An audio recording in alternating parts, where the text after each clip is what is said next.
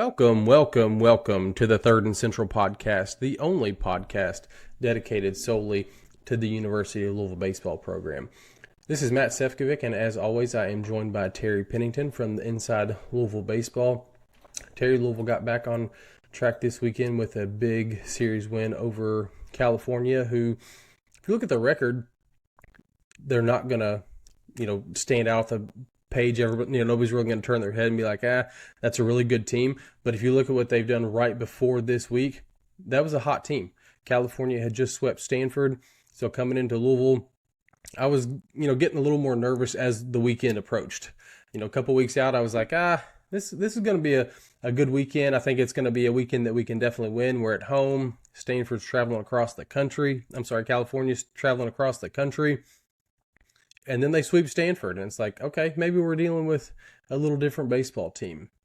We'll jump into all that here in a little bit, but everything around here has been going extremely well with the win over Cal. My son started Miracle League baseball this weekend, so we had a great weekend on the diamond ourselves personally. I know you spent the weekend at Jim Patterson Stadium and caught 3 games and, like I said, the big win over California. So before we jump into all that, how is everything going your way up in the Ville? Oh man, I cannot complain. I got to mow my lawn for the first time today, man. So I'm feeling good. I love getting out there and taking care of the lawn, making sure everything looks good. So yeah, I'm riding high right now for sure. You're one of those people right now. You're making me look bad, and now with the storms that are coming in this week, it's going to be a while before I can get to it. So you're one of those people that I envy right now because I love mowing. I can't wait to get out there and do it myself. But by the time I get out there for the first mow, looks like it may be around my knees by the time this rain gets through by the end of the weekend. So let's hop into kind of where we are in the season. Louisville is 20-7.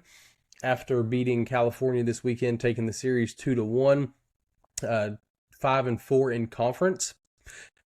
The rankings that were just released today, Baseball America has us 14th, which is highest.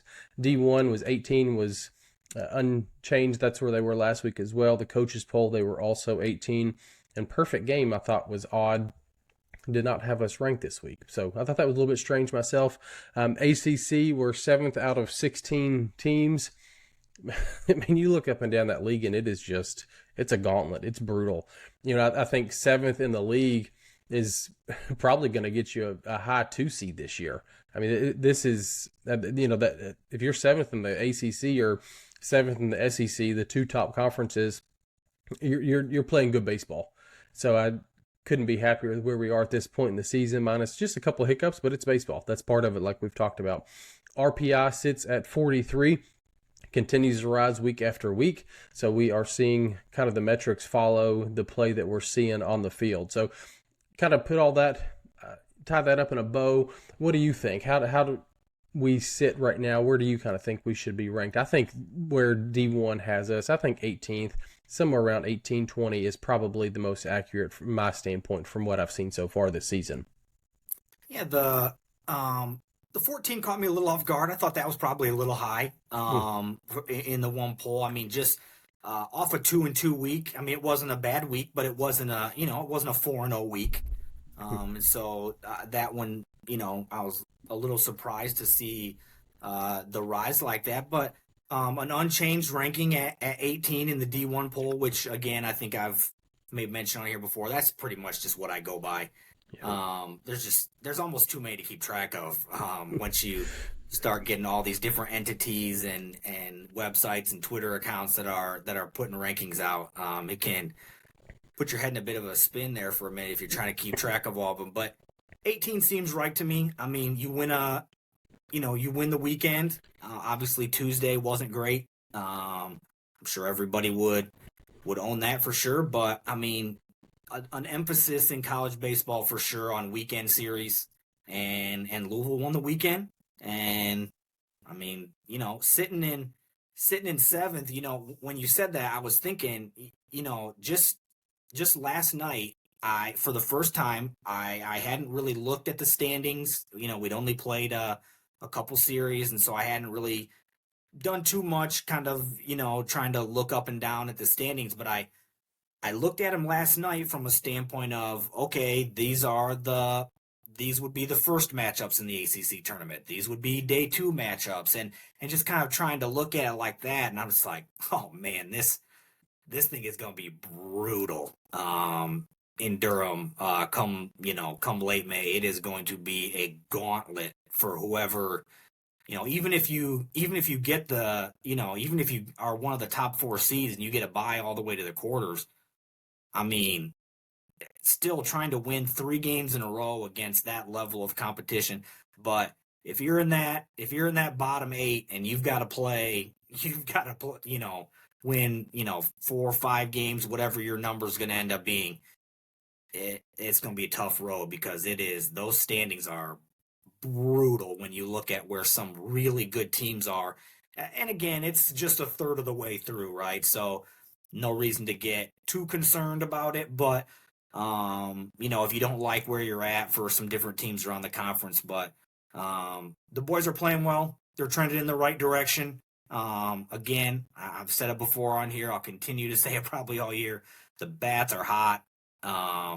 There was some timely pitching this past weekend to kind of get us out of some jams and just, make sure that we ended up with a Series W.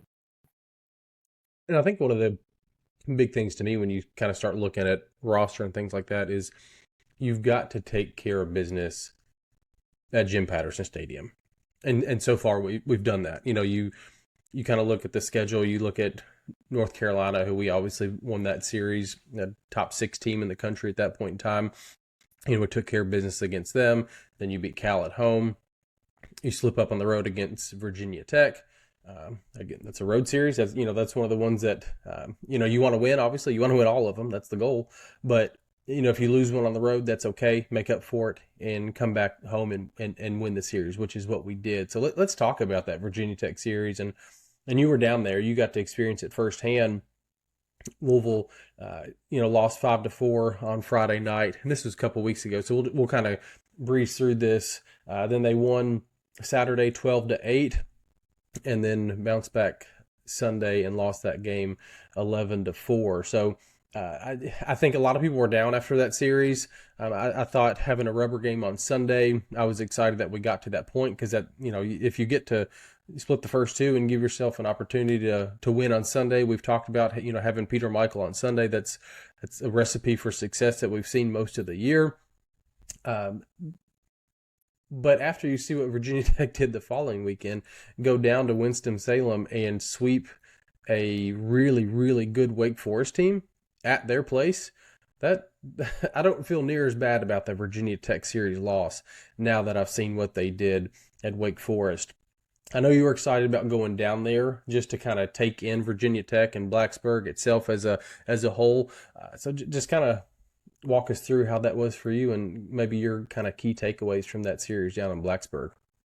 Yeah, just from the standpoint of just kind of being in and around the stadium and things like that, there's not much to Blacksburg. To be completely honest, it's not it's not a major city like Louisville is. So there's not going to be the number of things to do, the same, number of restaurants, those type of things. Going out trying to find some food like on Saturday night after the game, kind of down on the main drag. I mean, everything was completely packed.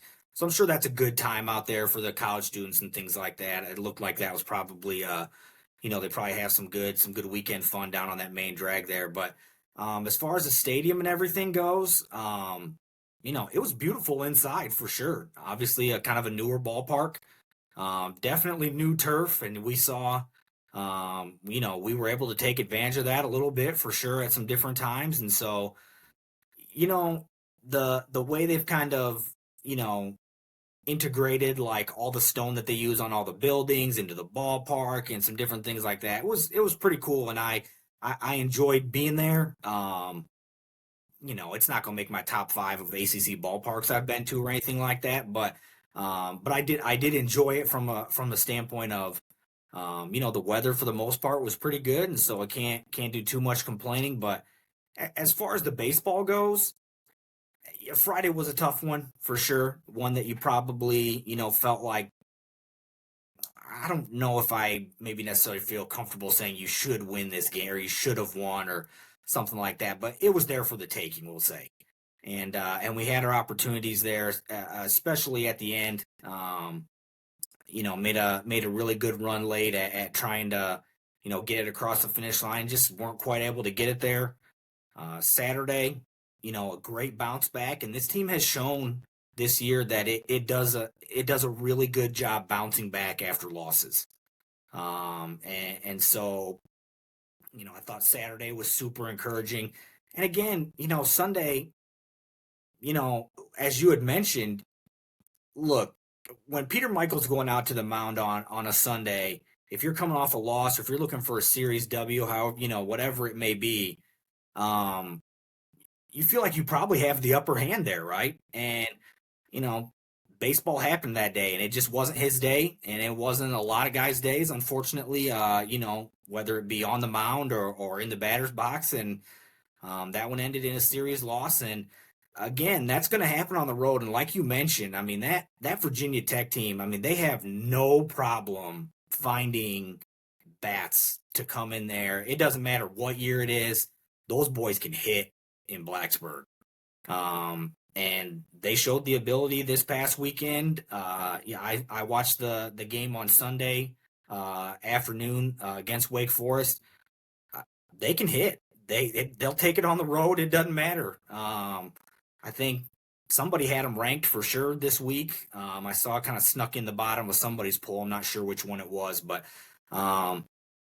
that's a good baseball team, legitimately. And they've got a couple good starters, and they kind of were trying to piece it together after that. And a couple days they had some success, and one day they didn't. But it was a good competitive series, and unfortunately, just at the end of the day, we came out behind 2-1 in that one.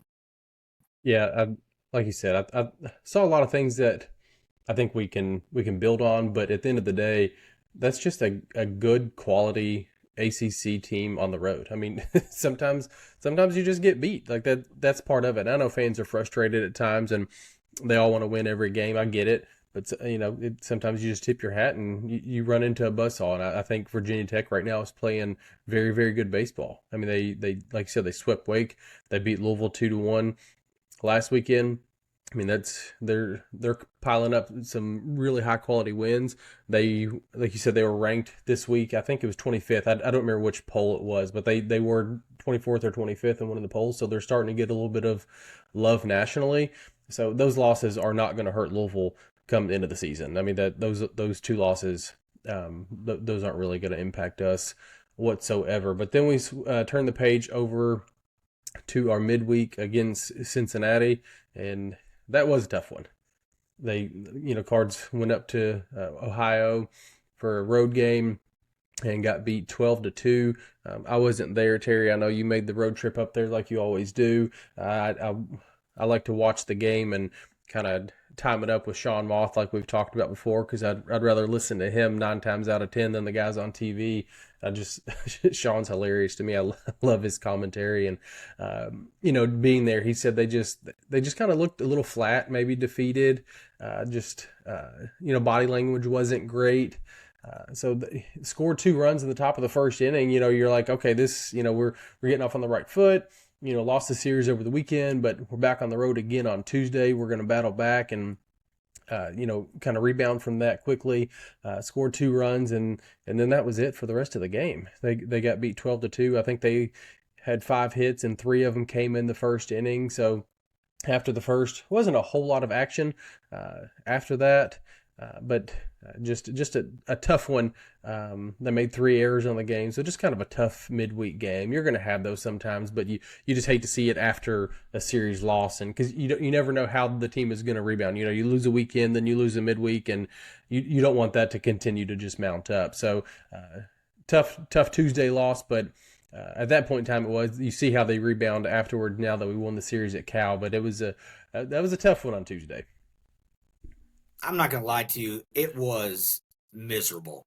It was not a well played baseball game. I'm sure the boys would cop to that. Coach, mentioned it.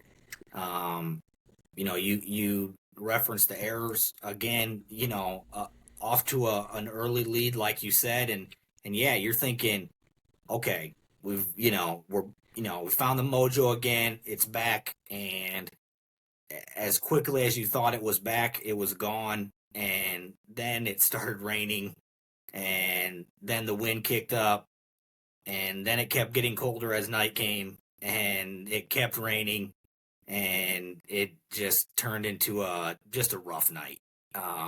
And like you mentioned, you know, being a fan of sports is funny because you have to take a different outlook at different sports. And if you're a fan of a baseball team, you cannot be living and dying with every game. It's not that type of game. And so, if you're a Louisville baseball fan and you think the sky is caving in off of a weekend loss to a very solid Virginia Tech team, whose RPI is it's ahead of ours for sure. It was somewhere around 40. It might have even snuck into the top 40 at this point. That's a quality baseball team. And you go on the road to Cincinnati, and you're obviously hoping for a bounce back for sure. And the guys are hoping to bounce back. Look, if people as fans think that they want to win these games, trust me, the boys want to win them more than you do. Coach Mack wants to win. They're not out there trying to, no one's giving anything but max effort. And that's baseball. Sometimes it's not your day, and that's okay. Because again, when I talked to Coach Mack after the game, he had said, the thing that we need to do is we need to keep this thing from snowballing. And he said he took, some solace in the fact that the team heading into the weekend had shown it has the ability to play very, very well at home. And that's what made him not worried about the direction that they were heading off of that, little 4-game stretch right there. We're going back to Jim Patterson. Yeah, it's a hot team coming in. Louisville's a good team too. It's okay. And, let's let the Bears come in here and let's see what we can do. And that's exactly how it played out. Yeah, I think you bring up a really good point when you're talking about, you have to approach different sports in different ways, right? We've mentioned this before. Baseball, you don't have 1v1 every time you go out there. That's just not how the game is set up. If we could throw Patrick Forbes, if he could start 4 games a week, we'd be just fine. You go ahead and pencil us into Omaha, but unfortunately we can't do that. And, neither can the opponent. So, sometimes you don't have your best.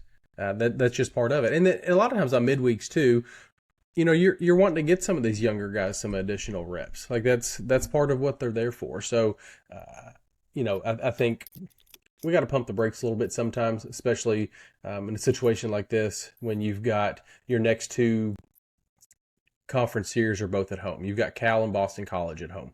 So, use those as, get right series, get this thing back on the rails so it doesn't snowball. Like you said, Coach Mack referenced, that's a good way to put it. Cause you let one weekend turn into 2 and then 2 turns into 3, and that's 30% of your season gone right there. Right. So, or 30% of your conference season anyway. So, fortunately, we didn't do that, came out and took care of business against California. Like I said, California, they were coming in hot. They won 5 straight, including the sweep over Stanford, like we had referenced. On Friday night, we won 11-10, which was another roller coaster of emotions. I know being there, it was probably wild. Watching from the house, it was intense. We got back from an event we went to on Friday night, and my wife was like, "This is why you wanted to get back home so quickly." And I run in the house, and I was listening to it on the way home, and then run in the house and turn it on real quick to catch the final inning. Louisville was up 9-2 after 5 innings. In California, they were able to storm back. They scored 4 in the 7th, 4 in the 9th, and actually took a 10-9 lead after Louisville was up by 7 runs. But like Louisville's done all year, we've referenced the cardiac cards. They battled back. Tiger Tyson drew a walk I believe, to start the bottom of the ninth. Lucas Moore drove him in, and then Moore later scored on a walk-off from Jake Monroe, who for the second time this year has delivered a walk-off hit, hit a ball through the right side. We talked about this earlier, through a shift that California for some reason was playing on. Thank God they did. And Jake was able to deliver the knockout blow. We've got something cooking with Jake Monroe. You'll hear a little bit more from him in a different episode. So I think you'll really enjoy our time that we had with him. But just having somebody like him sit down, he's such a great advocate and ambassador for the program. So tune into that if you get a chance. I think you'll really love the interview we had with Jake. But really happy for him as he was able to drive in his second walk-off hit of the season, and in dramatic fashion, as Louisville was able to take game one. And it's tough to win a series in ACC play if you don't win the first one. So that was big that Louisville, they fell down, or I'm sorry, they took a huge lead, 9-2, you're up 7 runs, you feel pretty confident about this thing. And then it slips away, and you start getting a little bit nervous. But to see them continue to battle back and continue to fight and just persevere, like we've talked about, they've done this all season long. Just couldn't have been more proud of them for being able to battle back after they let that lead go. Because it'd be easy just to go back in the dugout in the bottom of the ninth inning and kind of roll over after you blow a lead like that. But the offense picked them up, and the rest is history as Jake drove the winning run in. Yeah, that game was such a weird game because at 9-2, I'd be lying if I said, I'm not thinking this might turn into a run rule game. It might be an early night there. And back in time to watch a little more of the NCAA tournament or something like that. But it didn't turn out that way. And look, credit to Cal. They got some, they're not going to roll over either. In the ACC, one of the two best conferences in the country. No one would argue that. And there are no easy series. None. And it doesn't matter if the team's hot or if they're not, but Cal was hot coming in. And I don't want to act like I'd seen a ton of Cal baseball coming into the weekend. I did watch their midweek against San Francisco earlier in the week to get myself familiar with the lineup. I know they had, obviously you had referenced, they had swept Stanford. I think for the first time in program history. It was their first ever sweep of Stanford, which that's wild. And also just goes to show you how good Stanford is just year over year. But, they didn't roll over the same way that we didn't. And, you referenced, I thought one of the unsung plays of the inning was Taggart Tyson running down the line on that ball to shortstop that turns into an error. And if he is not running as hard as he is, that guy's able to do that sweep tag on him, and he's out. But he's running hard, and he's to the bag before the guy's there to try to sweep him, and he's safe. Otherwise, that inning starts with 2 outs. Mm-hmm. And we're in a little bit of trouble there. So just not taking a play off, right? And that's what this team continues to do. And again, the shift from Cal was, to me, it was a little goofy because it was just, they weren't doing it batter by batter or playing the percentages of each hitter. They were just kind of trying to play what they thought the percentages were of lefties versus righties. And so again, as someone who has not seen every Cal baseball game this year, I guess I'm going to assume that that's just how they always play. And to be honest, it looks like it's worked out for them pretty well so far this year, right? Their record's not gaudy, but their RPI and those type of numbers are, ELO, these type of rankings, their metrics are good, even though they're not, a whole bunch over 500. So, yeah, Monroe gets the hit, that wins that baseball game. Again, at the end of the game when I'm talking to Coach Mack, and I asked him, is he even better than you thought he was going to be when he committed? And he said, "Look, I don't want to. We're like parents. We always think the best of these kids, right? We think they're going to be, you know, we see their highest potential, and that's what we look. That's how we see them. But the thing that has stood out to him about Jake is what he does in those clutch moments, where he is able to seemingly slow the heart rate down. And just in the clutch moment, he locks in just a little bit more. And he references big hits. It doesn't get talked about quite as much because it's not a walk-off. But that double off the wall against Texas is as big as any hit he's had this whole year. That keeps that thing moving.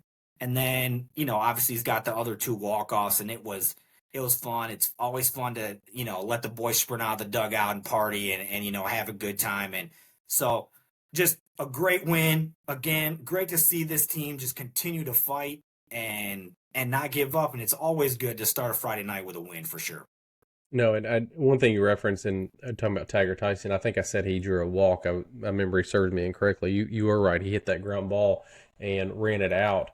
And I remember when it happened, he was so pumped up and he's looking at the dugout and screaming. I'm like, okay, the momentum is like it's slowly Louisville's getting beat, and we're in the bottom of the ninth inning. There's not much to hang on to, but you could see the momentum shifting over to the first base dugout at that moment.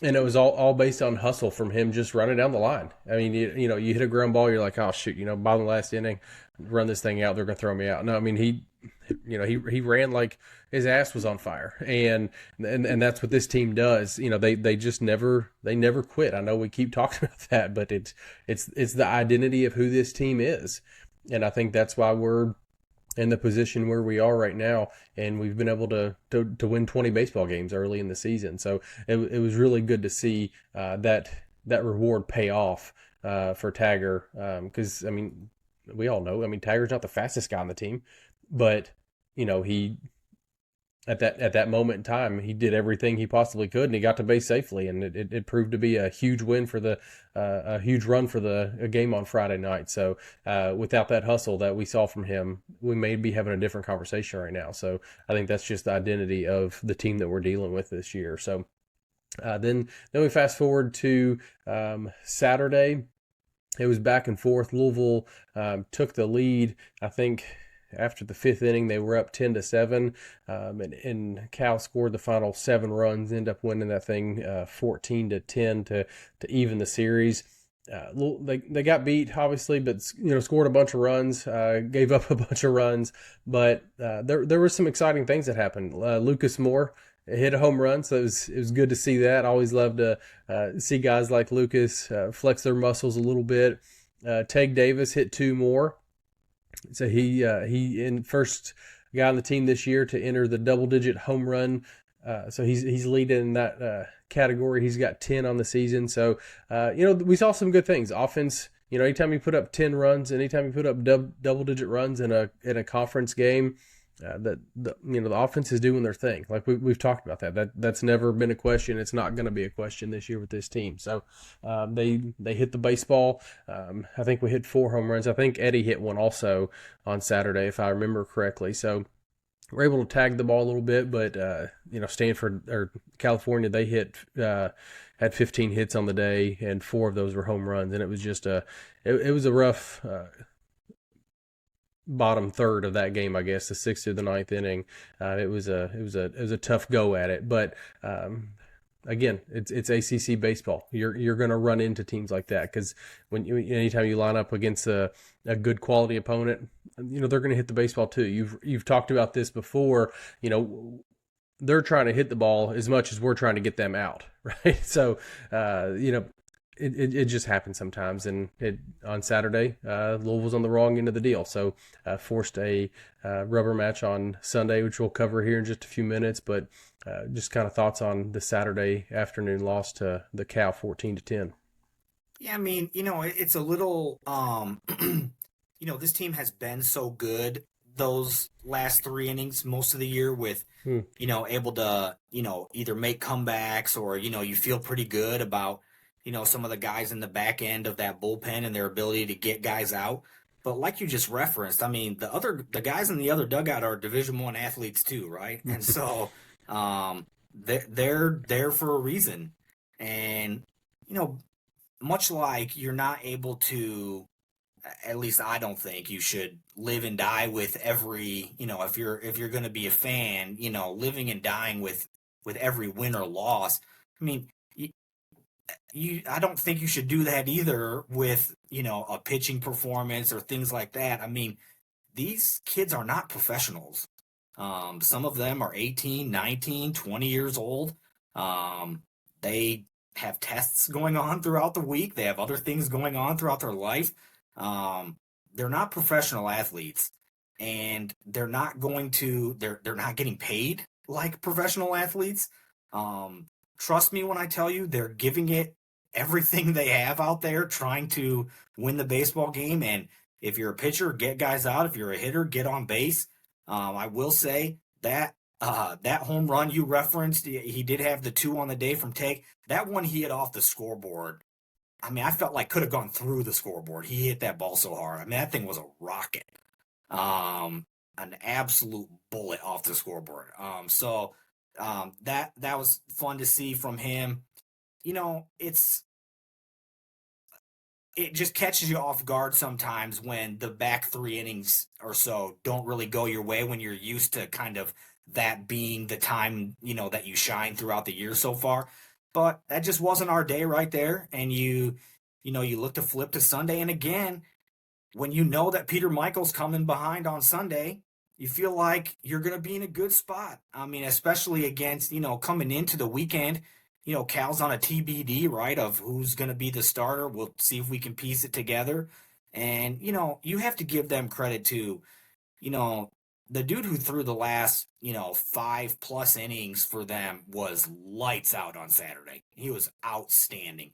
His name is going to escape me right now, but I believe he was number 87, and he was unbelievably good. And the funny part is his numbers weren't very good heading into the day, and that's baseball. Some days it's your day, and some days it's not your day. That day was his, and it wasn't ours, and that amounted to a loss.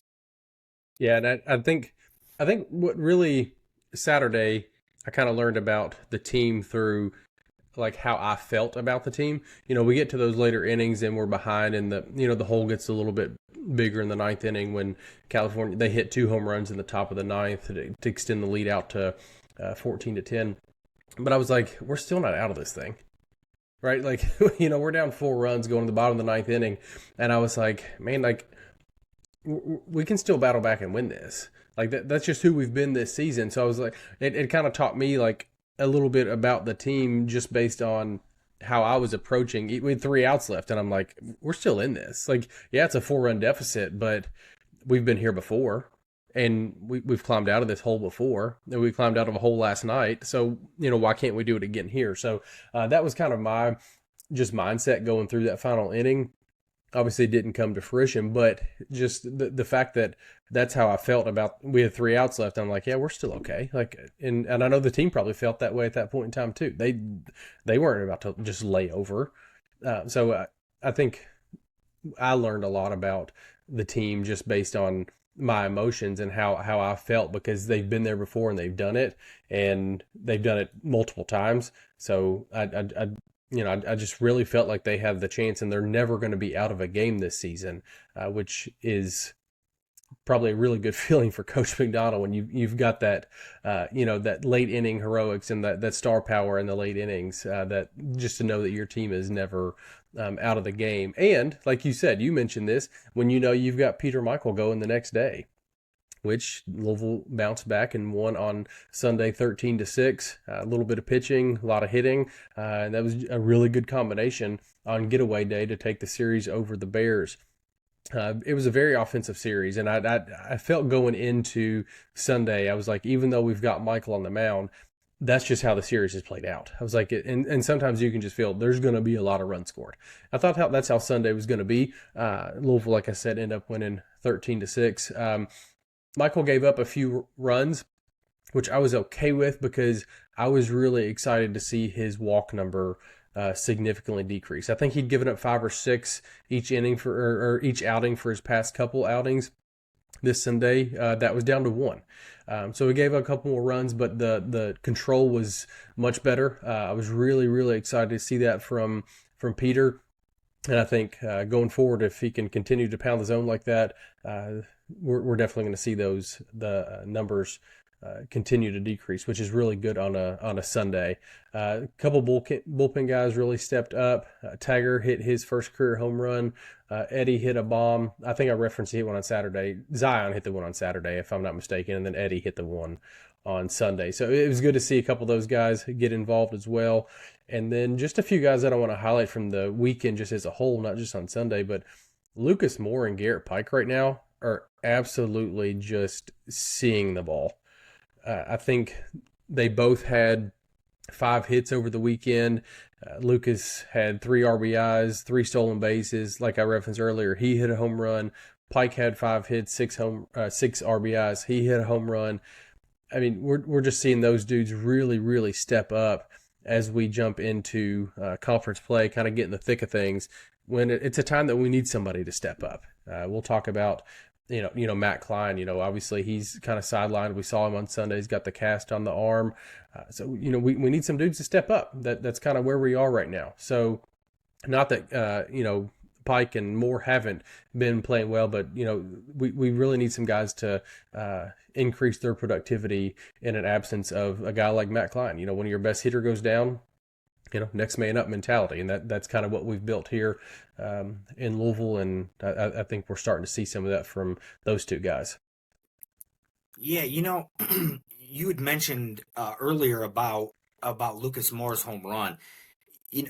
I did want to touch on it just for a second before we jump back into Sunday, because I was told that was his first home run, including high school. Oh, really? That he had not had a home run until, so just felt awesome for him. I will say, in the very final spring scrimmage, inter squad before the season started, that final weekend before, he hit a ball. He squared it, but it was to straight away, and the wind was blowing. He thought he got it. And when it didn't, he missed it by a foot or two. And he thought he had really barreled that one up and it was going to get out, but just the weather that day didn't really allow for that. So just so awesome for him to get his first homer. And again, Taggart gets one the following day. And so to see these guys kind of, break out in that way and kind of get their first big flies of their careers, that's awesome for those dudes.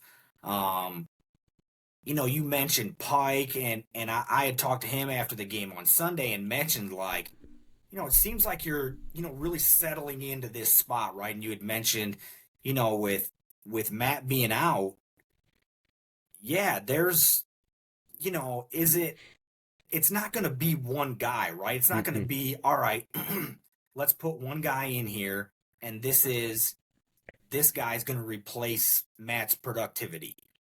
But a collective whole with the group can do that. And, as you see guys get comfortable in some different spots again, look, for Garrett, that's a great spot to be in. In the 4-hole, batting behind Zion and in front of Jake.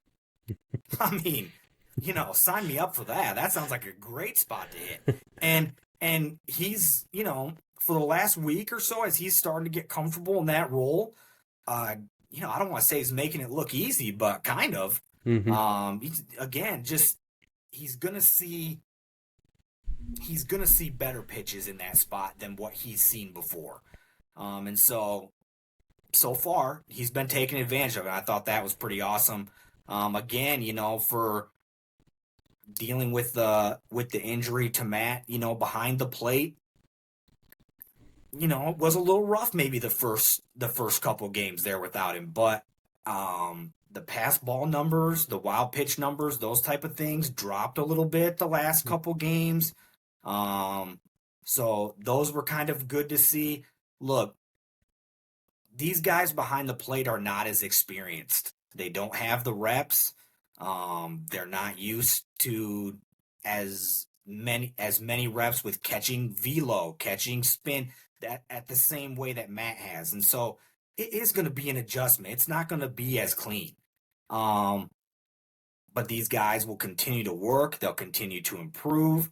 And you mentioned some of the highlights with the pitchers on Sunday. Yeah, I mean, I'm sure that Peter would tell you, that was the most frustrating part to him were the walk numbers that you had mentioned earlier, the last couple outings, him being able to trim that down. I think in the maybe 3 starts ago when he was kind of floating around almost at like 67, 68% like strike percentage for the day, that's outstanding numbers. And they had kind of fallen off. And as he started to kind of work it back, and you can tell like, there's going to be ebbs and flows right to the season.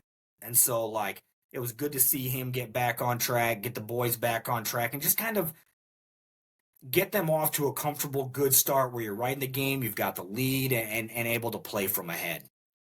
Yeah, I just thought it was like we talked about, it was a really good weekend to get back on track, get some confidence. They battled through some injuries. We've talked about, Parker gone down, hasn't made it back, obviously. Now with Klein going down, I think emotionally on a roster, that's tough. When you lose, one of your team captains, you lose your Saturday starter.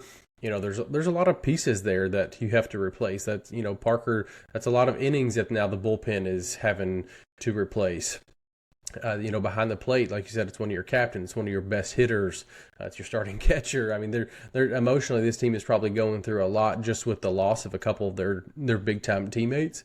So I think it's going to be those numbers are going to have to be replaced by a collective of people. It's not going to be one person that's going to step in and say, okay, I'm going to chew up all of Matt's innings. I'm going to chew up all of Matt's home runs and hits and RBIs. Like it's not going to be one individual person that's going to do that. And that's a test. That's not a knock on anybody. That's a testament to, Matt. I mean, he's been in this program for a handful of years now. He's a captain voted on by his peers. Like he's earned that. But I think this team I think they're built for this adversity. And I think we've seen that. So I'm excited about, the guys getting the additional opportunities, but at the same time, you feel for the guys that are hurt. Like they want to be out there with their guys. ESPN interviewed, or ACC network, whatever you want to call it. They interviewed Matt on Sunday during the game, and you could tell he was just being, just the best teammate. He's like, I'm kind of approaching this thing differently, trying to help out where I can and kind of be a player coach type thing, role, if you will, just to be there. Because we've talked about this. I mean, this roster, I mean, there's a lot of youth on this roster.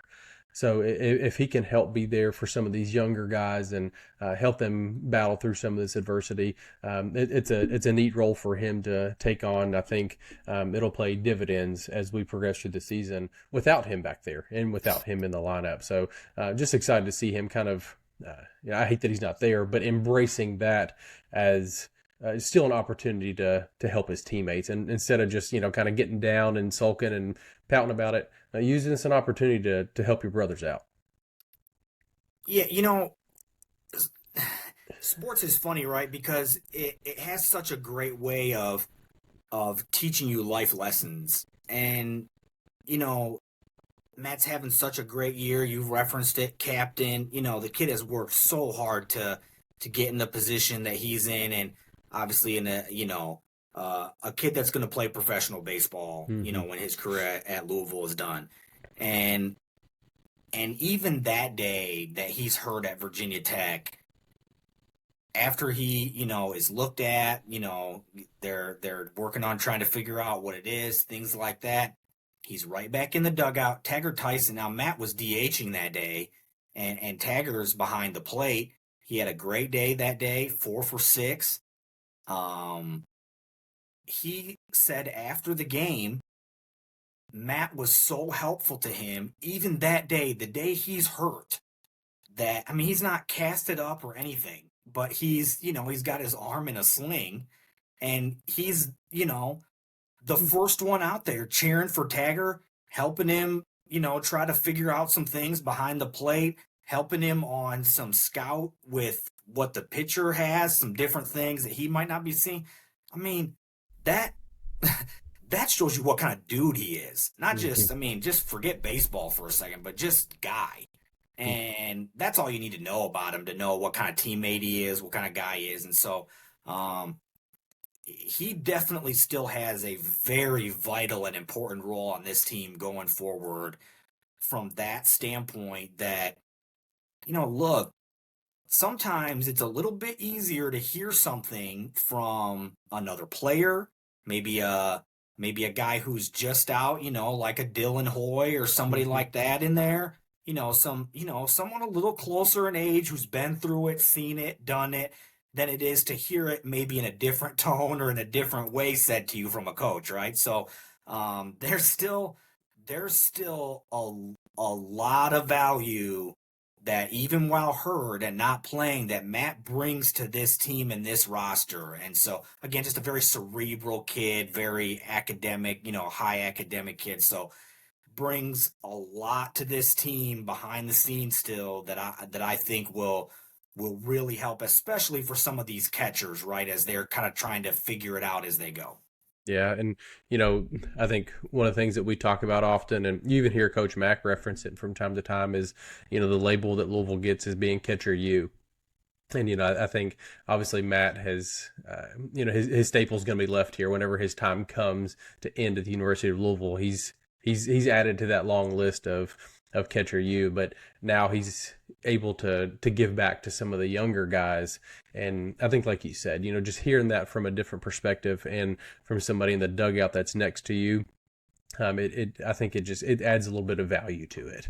And they can you can put yourself in their shoes a little bit. So I think having Matt in the dugout and kind of leaning on some of those younger guys will definitely pay dividends as this season continues to progress, as we work through this ACC gauntlet of a schedule, which we've got Boston College coming up this weekend after a midweek tilt with Indiana. We're not going to touch on that because that will be that will end before this comes out. So Indiana on Tuesday night, but after that we've got Boston College at Jim Patterson Stadium this weekend for another 3-game series. Boston College currently is 13-12. They are 5-7 in the ACC.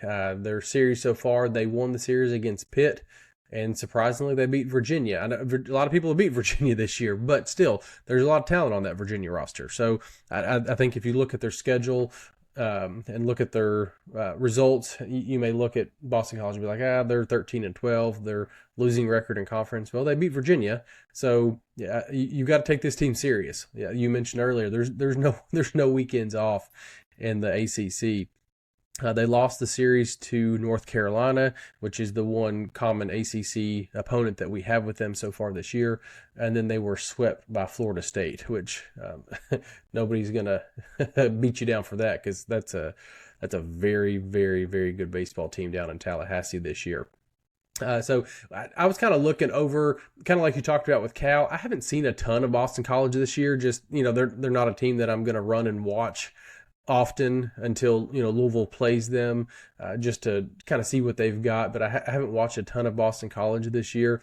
But kind of looking through some numbers, nothing really jumps out at you. They've only got 2 guys that are hitting over 300. Their home run leader has 4. So I could sit here and say right now they're not going to hit many home runs this weekend. But as soon as you say that, they come out and they'll hit 12 over 3 games. It's just because that's how baseball works. They're hitting 275 as a team, but as you say that, they can come out and hit 400 this weekend. That's baseball. That's how it plays.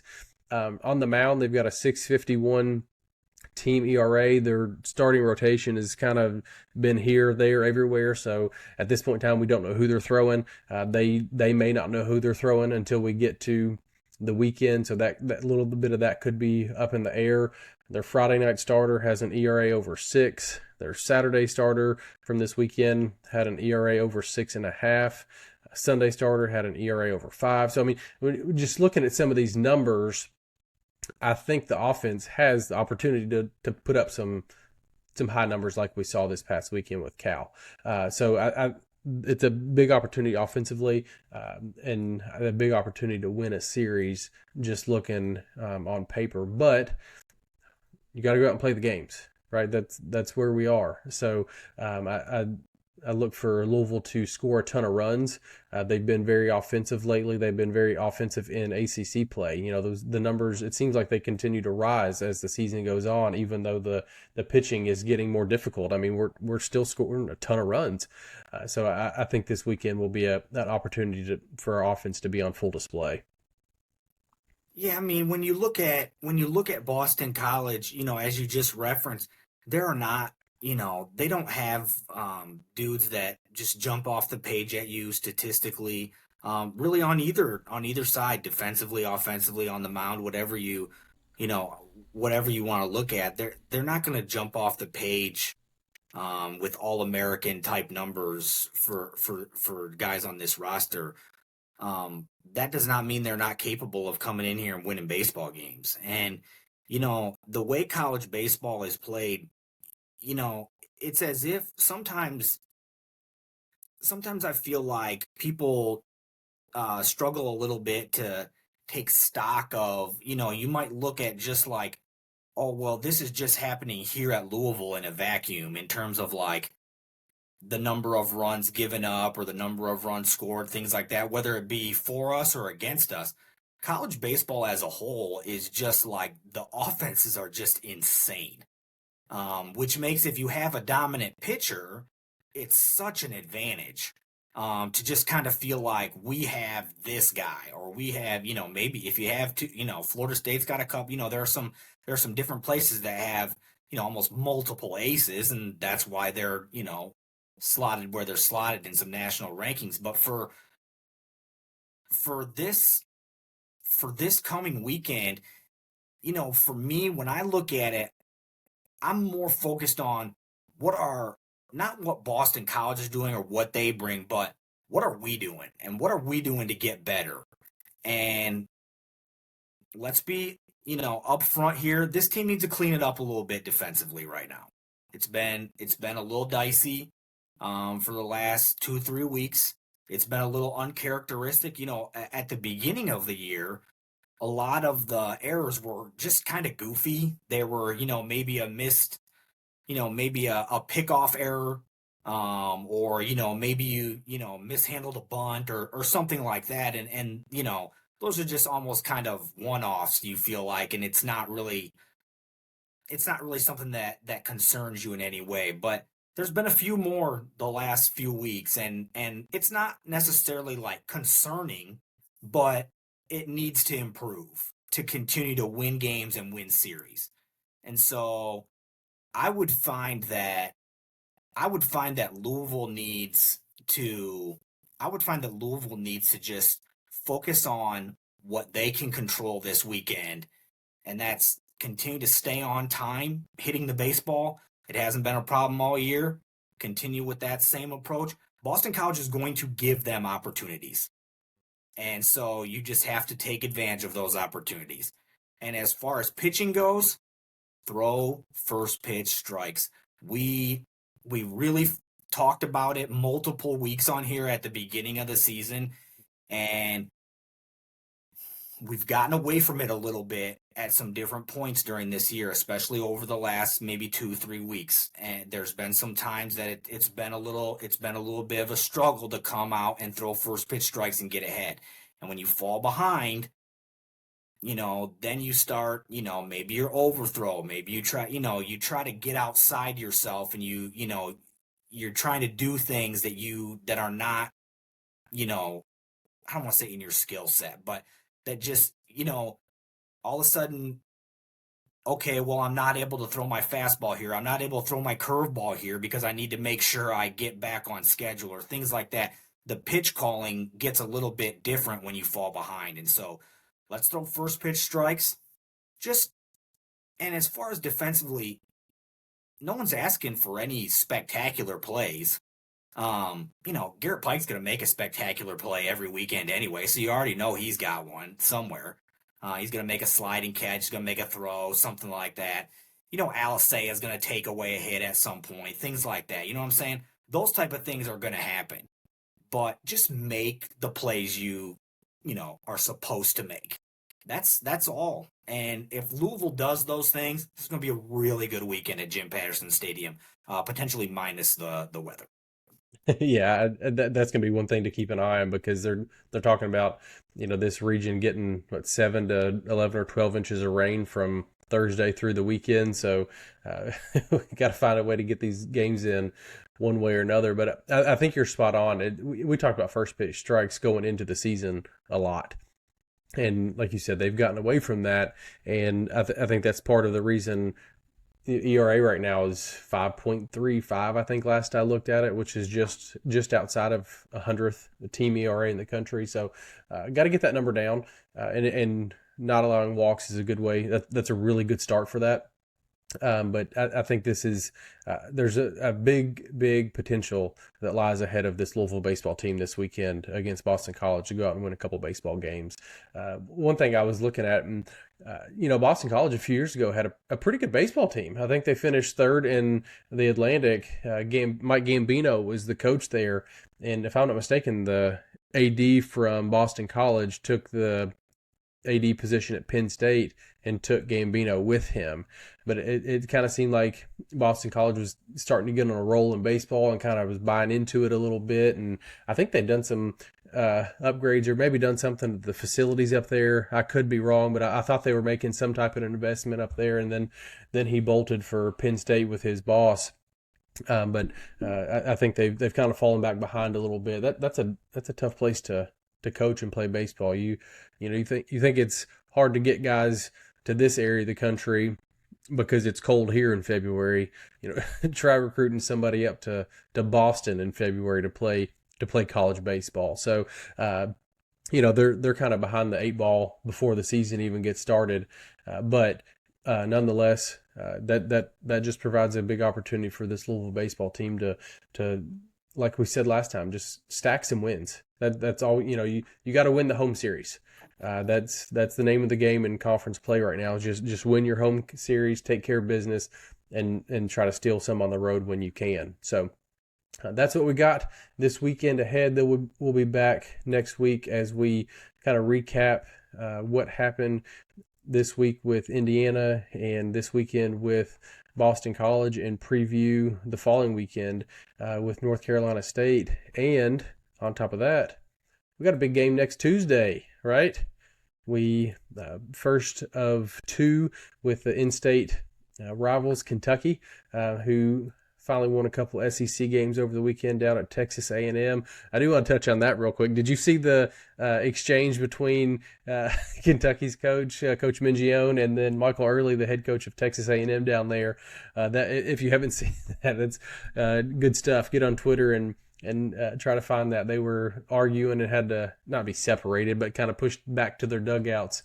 Mingione was, I don't know if you want to call it, delaying the game a little bit to try to get to the curfew, and Early was hollering at him from across the dugout to speed up his players because it was travel day. It was on a Sunday, and after a certain time, you can't start another inning. Kentucky was ahead 10-5. Texas A&M's coach said that Kentucky was delaying the game so they wouldn't have to start the final inning. And anyways, if you haven't seen it, fireworks almost erupt down there in Texas A&M, but it was a good time. Yeah, it was a weird exchange. There are those, hard out times. Yeah. We've experienced it here before, where somebody needs to catch a flight, and yep. That stuff is all predetermined. And as far as the exchange goes, the part of it that was weird to me is you're down 5 runs. It wasn't a 1-run ball game. And don't get me wrong, Kentucky was stalling. I mean, there's no doubt about it. They were for sure stalling. They're looking for a series W, I believe, right? And so, they did what they had to do at that. They didn't do anything against the rules or anything like that. It's probably poor form. Yeah. The A&M coach, he was fired up. Look, it's as much about that as it is about the way their season has gone. It's a little bit, probably more, about the way that the season has gone. And believe me, I know it's his first year down there.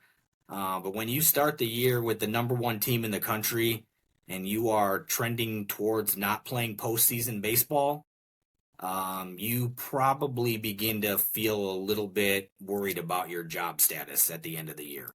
And those have been what the rumors have been the last week or two, and I think that just kind of came out in that moment a little bit from him.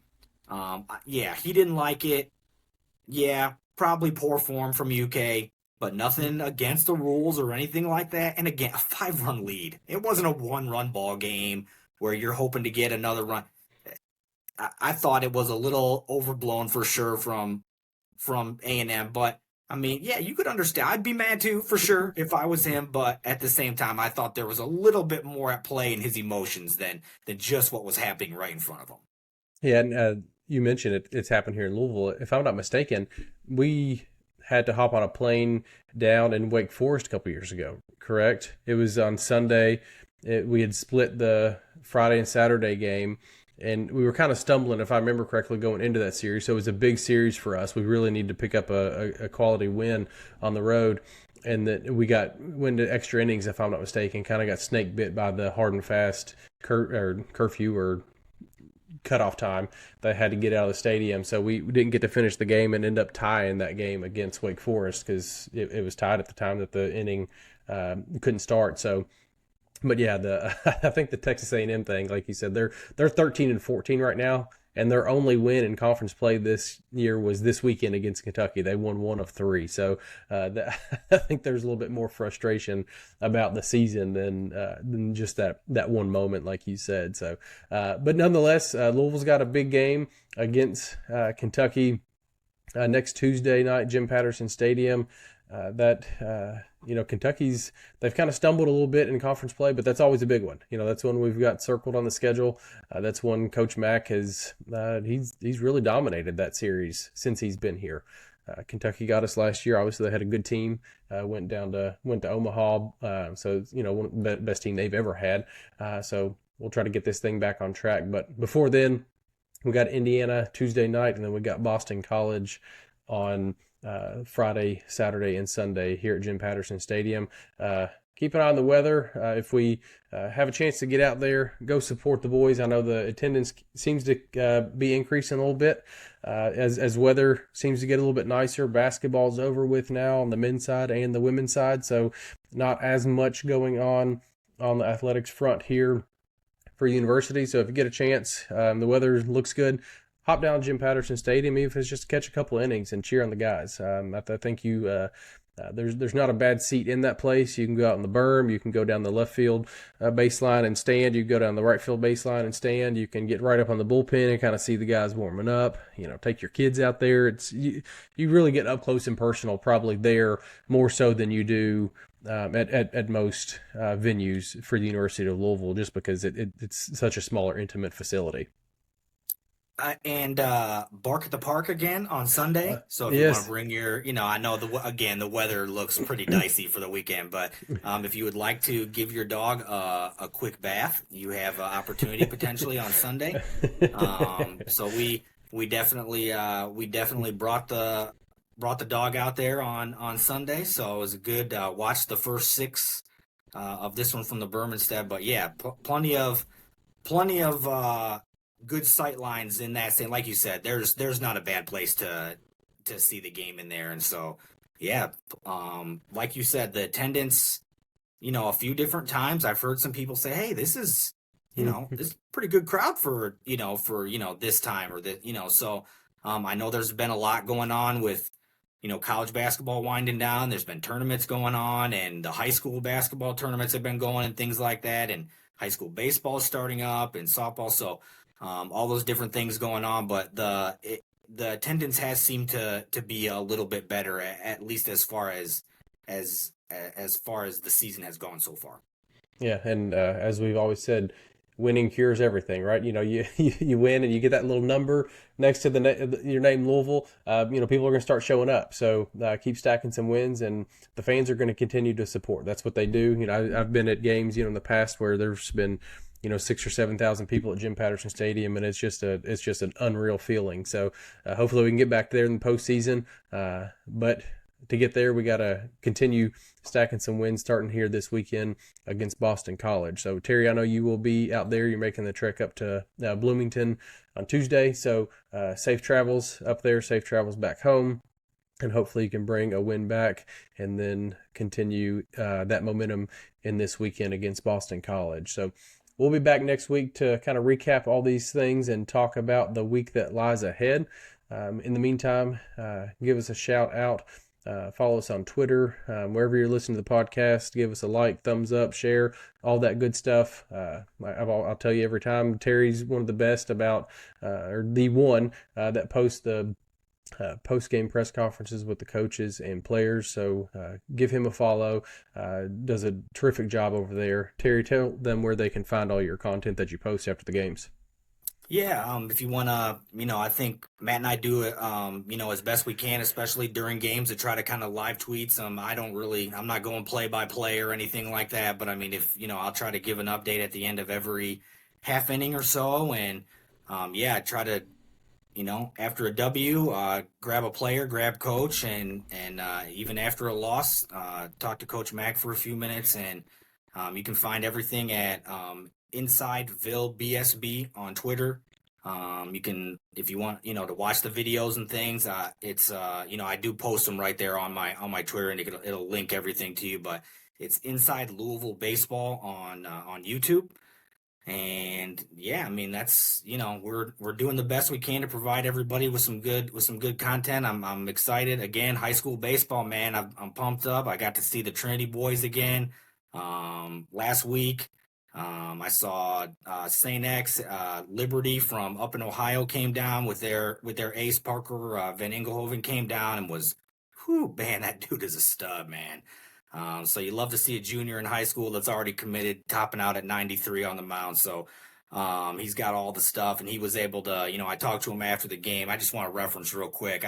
It's so fun to talk to some of these kids about pitching or about whatever. I mean, the way he's talking to me about, I'm working on this cutter, and he's showing me how he's gripping it and how he's able to make it right and different things. Like, I love that part of doing this almost as much as I love anything else. I just enjoy the getting to kind of get inside a little bit of it with these kids. And I'll tell you, I asked him, I'm assuming you're going to the game tonight. He's like, dude, I cannot wait to watch Patrick throw tonight. So he was pumped up to get over there and watch Patrick in person.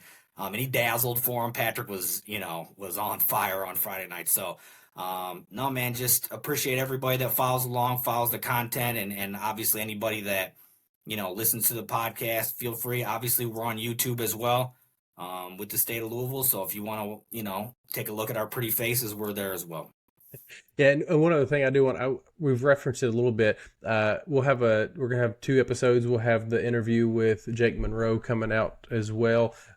Take a listen to that, man. Jake is awesome. Like I said, he's just a great ambassador for the program. Super good dude. And not only that, he's putting together one heck of a season. He's the number 6 ranked third baseman according to D1 Baseball right now. So just a special talent, special person. I think you'll really love the interview that will be coming out with Jake. So make sure you check that out too. Yeah, Jake is the interview was great. Again, like you said, you'll love it. If you're about this program, you love getting to be a little bit inside with Jake, and it's not all just baseball. It's some off the field things as well. And that was, to be honest, probably the part of the interview I enjoyed the most. So just, getting to talk with him about some behind the scenes things and just kind of pick his brain and what he likes about being here, how he chose here, all these different things. So really fun episode for those who want to kind of, take a little bit deeper dive with a kid who's having an unbelievable season. And again, I say it every time, but it's my favorite thing about this program. They play great baseball here, for sure. There's no doubt about it. But the kids are better dudes than they are baseball players. And that's kind of hard to believe sometimes, but it's the truth. And Jake Monroe is as good of a dude as there is. I encourage everybody, please listen to it, watch it. You'll have the opportunity to do either or. Special dude, special talent. I think you'll really enjoy it. Yeah, and just kind of piggyback off what Terry said. I mean, he's just a great advocate for the program, and like you said, he's having a heck of a year, but he's just a great person. And I think that what we try to do is just kind of dive into their life outside of baseball a little bit too, right? Because they're people. We like to watch them play baseball, but I think it's kind of cool to see them open up and just be Jake.